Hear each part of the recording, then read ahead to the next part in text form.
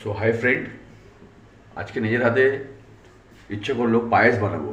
তো পায়েস বানানো স্টার্ট করেছি।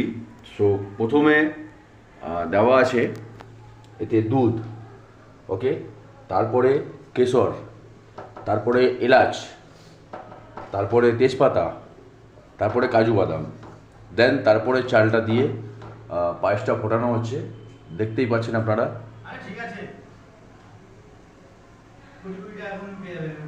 সো আপনারা দেখছেন কেমন হয়েছে, ভালো বলবেন, জানাবেন।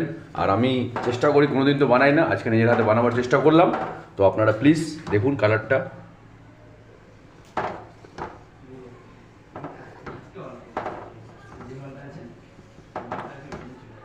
সো কেমন হয়েছে জানাবেন।